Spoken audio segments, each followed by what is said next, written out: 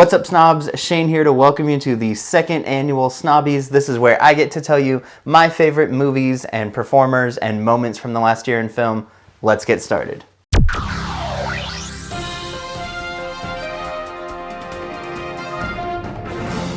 The first award I'm giving out is for my favorite cameo of the year. There were plenty of movies that came out this last year that featured a big name or a returning character in a really small role. I thought some fun ones, Free Guy was full of them, with The Rock and Hugh Jackman showing up and not even showing their faces.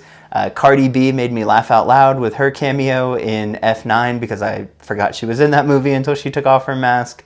But these are the nominees for my favorite cameo of the year. And the nominees are Chris Evans in Free Guy, Charlie Cox in Spider-Man No Way Home, Michael B. Jordan in Space Jam, the original Ghostbusters in Ghostbusters Afterlife, and Sacha Baron Cohen in Luca.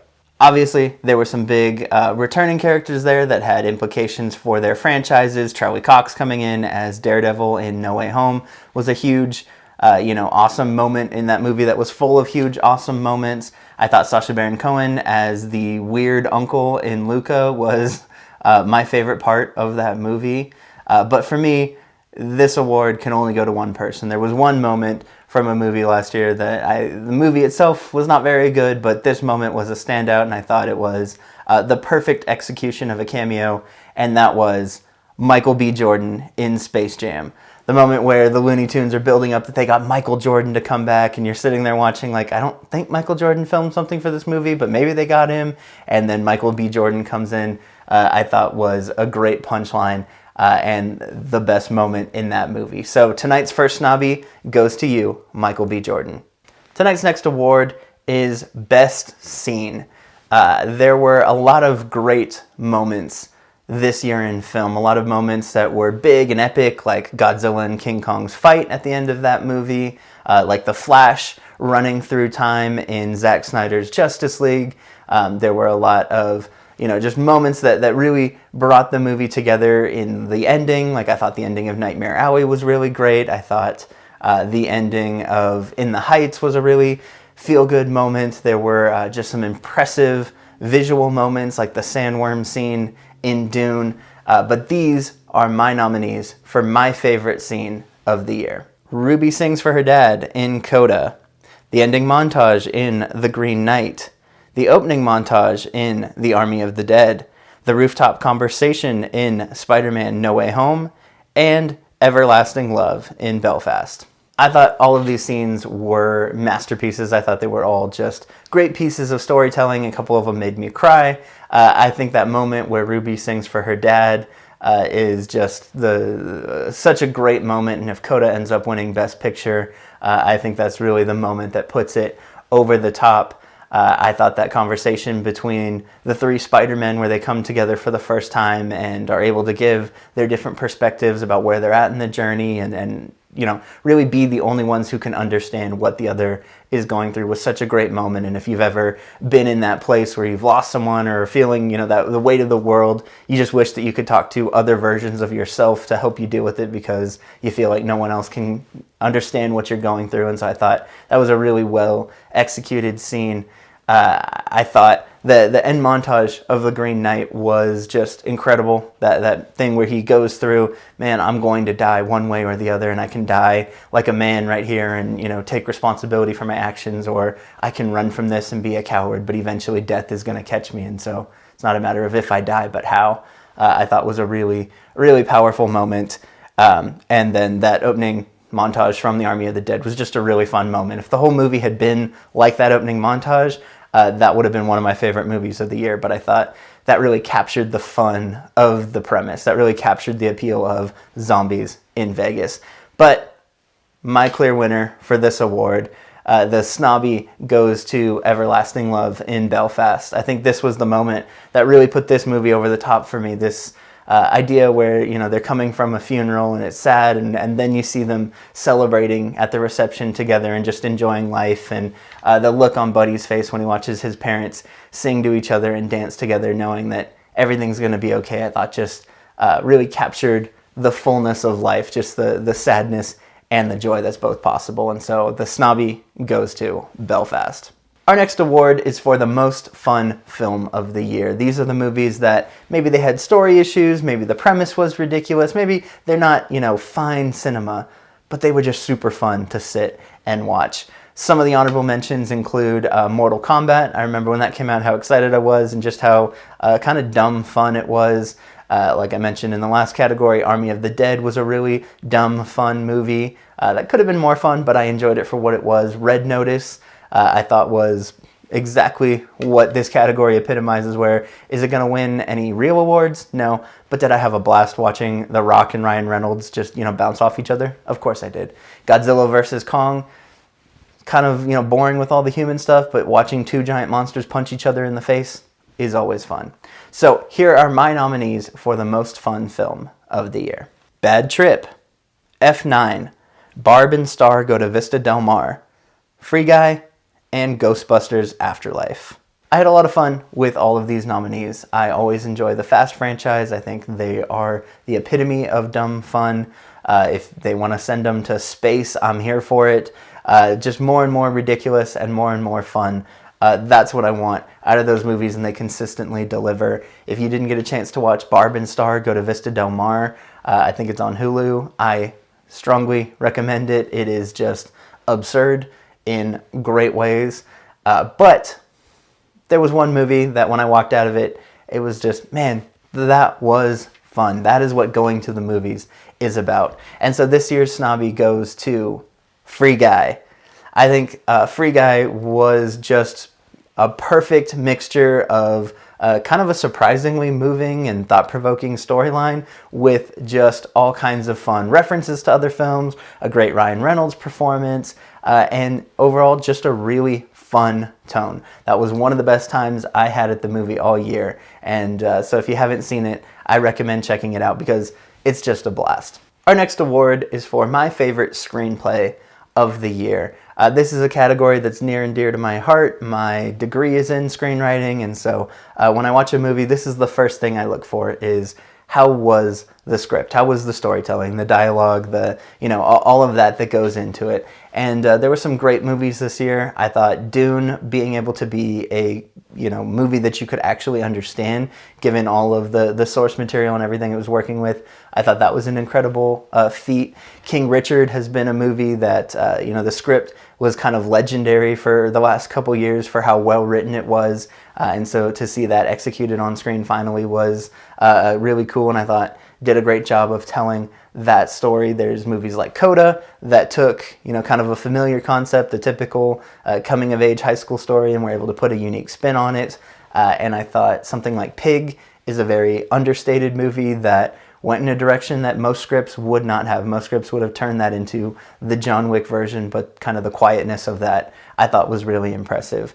So here are the nominees for my favorite screenplay. The Green Knight, The Suicide Squad, Werewolves Within, Free Guy, and Belfast. Now, Belfast is nominated for the actual Oscar for Best Original Screenplay, and I would love to see that win. I think the writing in that is really well done, just the unique character voices that they each have. I thought the smartest thing that movie did was perspective, making it Buddy's movie and telling it from his point of view. I thought totally transforms that movie and makes it what it is. And so I'll be rooting for that at the actual Oscars. Some of these other movies, The Suicide Squad, I thought following the disaster that was Suicide Squad, The Suicide Squad was a brilliant reinvention of it. I thought it was hilarious. But, the story is a little bit lackluster, especially towards the end. But just from a dialogue perspective, I thought that was great. James Gunn is always good at that.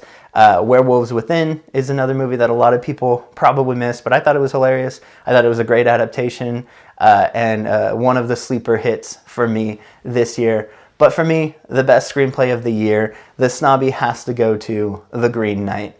Like I said before, I think that the end montage especially is so well done. Just the themes that the movie is able to play with. It's able to have this big, epic feel, even though it takes place on a smaller scale. And I thought that was a really impressive achievement. I think it's just a really well-executed story, and a lot of people, it was one of their favorite movies of the year, and I'm among them. And so this award goes to The Green Knight.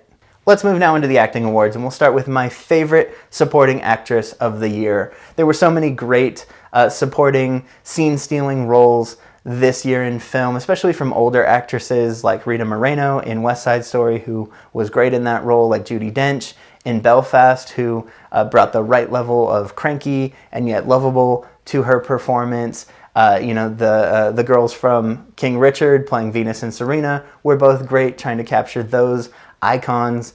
I thought there were a lot of great performances, and so here are the nominees for my favorite supporting actress of the year. Emma Thompson in Cruella, Rebecca Ferguson in Dune, Marlee Matlin in Coda, Anya Taylor-Joy in Last Night in Soho, and Florence Pugh in Black Widow. I'm always amazed that Rebecca Ferguson is not a bigger star than she is. The fact that she is not leading every movie blows my mind, because everything I ever see her in, I'm like, man, you are killing it. Even when she's in something that is less than great, like Reminiscence earlier this year, she is outstanding always, and Dune is no exception. I think she plays that role perfect, where it's like, I'm not 100% sure about your morality in this character. I'm not totally sure how to feel about you, but I want to see you more on screen because you are very interesting. I also think Marlee Matlin does a great job in Coda of kind of towing that line. I think both her and Troy Kotsur give very different performances and really flesh out those relationships between them and Ruby. And I think that was one of the standouts of the movie is, obviously those relationships. But for me, this award comes down to one person. There is only one performance this year that I was like, this is a shoo-in. And that for me is Florence Pugh in Black Widow. That was one of my favorite performances in a Marvel movie ever. Is it a great accent? No, probably not, but that kind of makes it better. That character, I thought that character was way better than Black Widow. If she becomes the Black Widow moving forward and we follow her, I'm totally in for it. Her then showing up in Hawkeye was a highlight of that show for me. And so I thought that character was funny and also intense and compelling, and kind of had the emotional arc in that film that I was most engaged with. And so the snobby goes to Florence Pugh in Black Widow. Our next category is my favorite supporting actor of the year. Like supporting actress, there were tons of great scene-stealing roles from the past year. Everyone in Dune I thought was great. Jason Momoa, Oscar Isaac, Josh Brolin, all of them were great in the roles that they played. I thought John Cena as kind of a dark version of Captain America was fun and ridiculous, but I thought he did a better job in the TV show than in the movie. I think there were some great dramatic performances like Ciarán Hinds in Belfast. He kind of, is one of the hearts of that movie, and I thought he did a really great job in that role.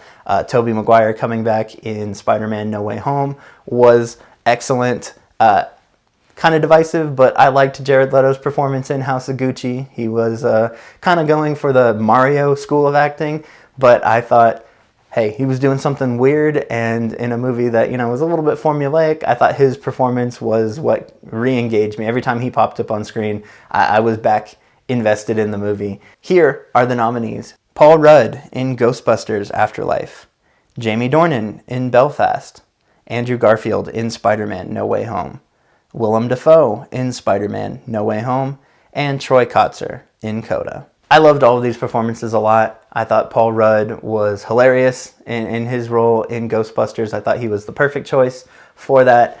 Jamie Dornan in Belfast was great.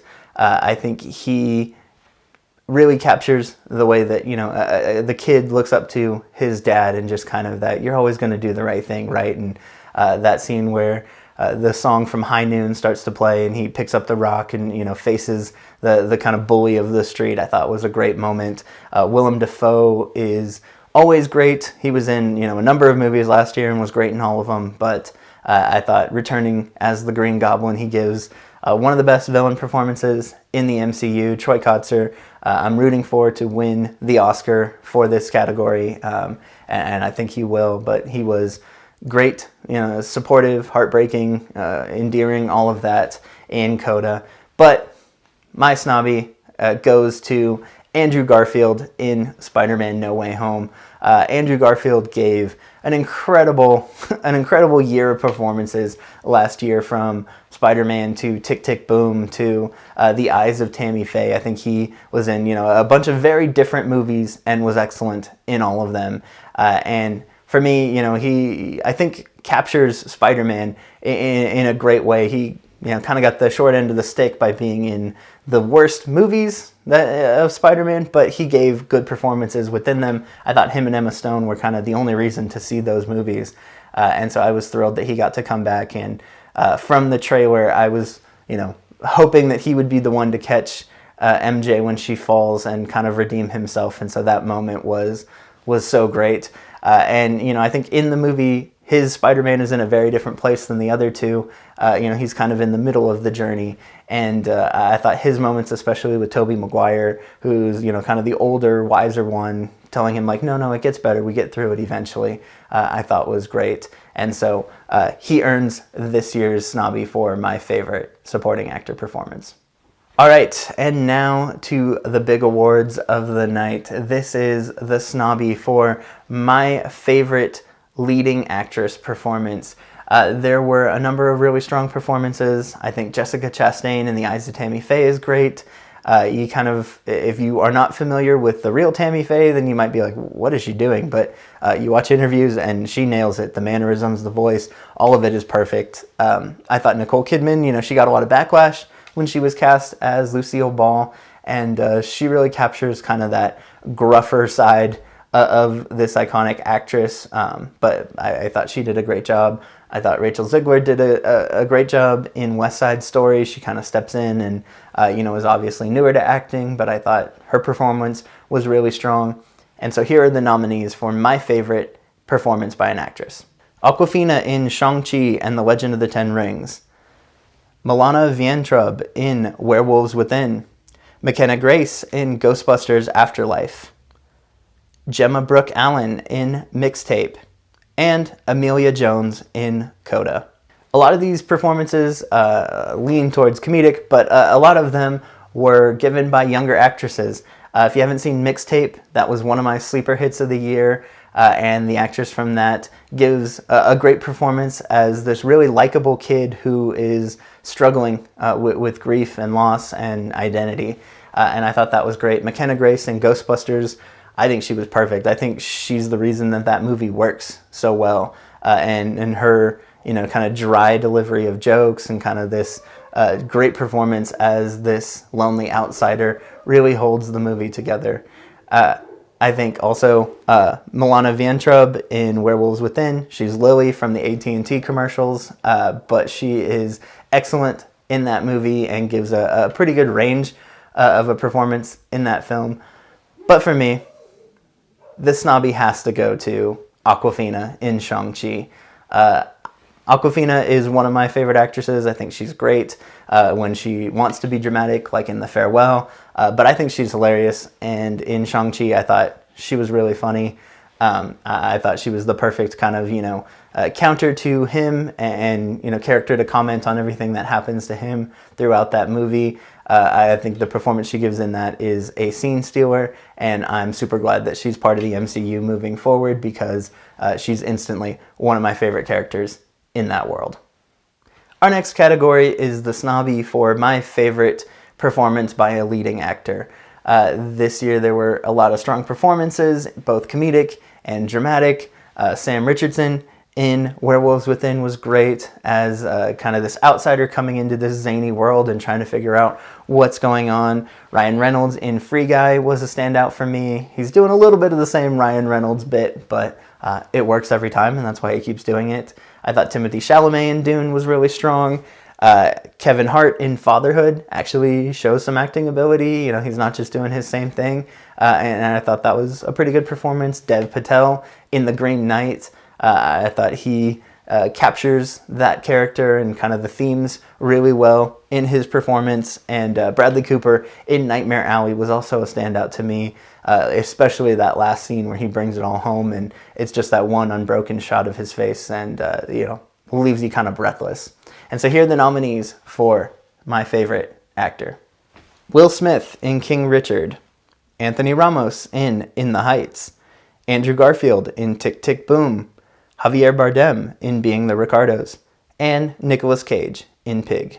Nicolas Cage is one of my favorite actors. I love him when he's terrible, and I love him when he's great. And in Pig, I thought he was great, and kind of bummed that he got snubbed for an Oscar for this performance, because I thought it was worthy. He carries that movie with his quiet, nuanced performance. I liked Javier Bardem as Ricky Ricardo. I don't think he looks or sounds anything like him, but he captured the spirit of that character really well. He brought that bravado and gravitas to the role. And so I really liked his performance in that movie. I thought Andrew Garfield was great in Tick, Tick, Boom. The full range of what he has to do, the singing, the performing, the acting, all of that. I thought he did an incredible job in that role. Will Smith as Richard Williams was, he has to walk that line of, doing an impression of a real person and creating his own character that's true to the story. And I thought he walked that line really well. I think he's also the reason that movie works, his driving force. And I love what they did with that character where, he is doing so much right, and yet at the same time, no one can stand him, and kind of that, fine balance. But for me, the Snobby it was sealed months ago when I first saw In the Heights, because Anthony Ramos just gives an incredible performance in that role. I thought he was a powerhouse from start to finish. I thought he was the perfect person to take over that role from Lin-Manuel Miranda in translating that story to film. And just start to finish, he's electric in that movie. I loved his performance, and he gets the Snobby. Our penultimate Snobbies category tonight is my favorite director. When I'm evaluating directing, I personally tend to lean towards the bigger blockbuster movies, because I think it's just impressive when you can bring all of that together, when you can be working on such a large scale and still make a cohesive film. I think that's a testament to a directing feat. I think things like Zack Snyder's Justice League, to be able to pull all of that together is impressive. No Time to Die, to pull that off on the level that is, I think is impressive. I think Nightmare Alley is also a great piece of directing from Guillermo del Toro, who isn't just falling back on the same thing that he's done in the past, but does something new and original in this story. And so here are my nominees for my favorite movie director. Denis Villeneuve for Dune, James Gunn, The Suicide Squad, John Chu, In the Heights, Kenneth Branagh, Belfast, and Steven Spielberg, West Side Story. I thought John Chu in bringing In the Heights to life was an excellent choice. I thought he really captured the energy of that story. I think James Gunn did a great job with The Suicide Squad. We've seen what that looks like when that doesn't go well, and I think he brought a lot to that film. It feels like a James Gunn movie. There were some moments in West Side Story where I was just in awe of Spielberg's camera work. He's someone who's getting up there in age, and just to still have the energy with the camera was really impressive. He hasn't fallen into that, Clint Eastwood trap of just point the camera, shoot, do one take, and move on. There's a scene towards the end where Tony is coming out into the street, and just the camera work in that, where it's a close-up that pulls out, and then it's a crane shot, and then it moves back into a close-up. It was just a masterclass from one of the greatest film directors of all time. But this year, my favorite director was Denis Villeneuve for Dune. The fact that Dune is nominated for so many different awards and not Best Director is insane to me. The fact that you could watch something like Licorice Pizza and Dune and think that Licorice Pizza is the better directed movie, I don't get it. I don't know who the Academy thinks made Dune. I don't know how the Academy thinks that every single individual category within Dune was perfect and was nailed at the top of the industry, and yet not realize, that's probably a sign of good directing. That's probably the sign of a strong captain at the wheel who's bringing this movie together. Blows my mind. But to me, it's a no-brainer that Dune was the best directed movie of the year. Our last category for tonight is my favorite movie of the year. This is always incredibly difficult, because how do you compare films? How do you compare a small, quiet movie like Pig to a big space epic like Dune?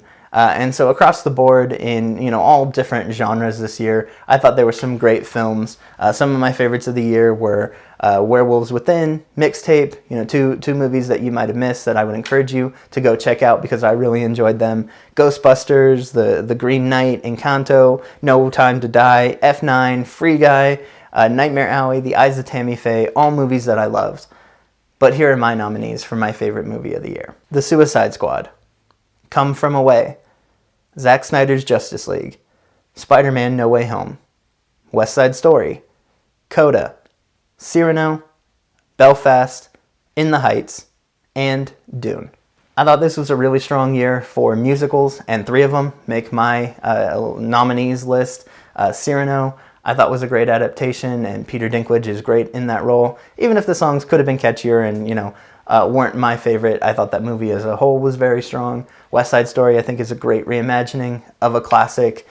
Come From Away, if you didn't get a chance to see it, that is, I thought, a really great minimalistic stage performance that really stuck with me. I think the big superhero movies were great. Spider-Man was one of the most enjoyable movies I've ever seen in the theater. The big moments when the Spider-Men return was one of the greatest moments I've ever had in a movie theater, and I'll never forget that.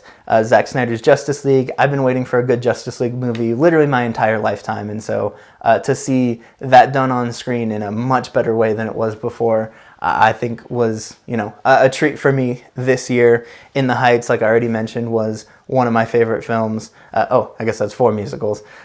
Dune was incredible. I think Dune Part 2, if it nails it, then that will retroactively make people like Dune 1 even more, because, it's kind of half of a movie. Coda, I always love a good coming-of-age story, and I think Coda is a really well-done one. But for me, my favorite movie of the year is Belfast. Like I've already mentioned, I think this movie just really captures the scope of childhood and growing up and life, just the range of emotion of fear and joy and sadness and loss and love and hope and all of that wrapped into one. And it really comes down to that choice to make Buddy the protagonist of this film. It kind of felt like a more grounded, more serious version of something like Jojo Rabbit, where this kid is trying to make sense of this world around him that just doesn't make sense. And I really enjoyed it. I would be thrilled if it somehow won the Oscar. I think Coda's going to win, and I'll be happy with that. But Belfast was my favorite movie of the year. Thank you all so much for watching over the last year. Please continue to follow me on this channel. If you haven't already, please subscribe. I'm going to be coming out with more reviews and probably a recap of the Oscars. I've enjoyed this. Please continue to support this, and you can find me on Instagram and TikTok. Thank you guys so much. I'll see you next time.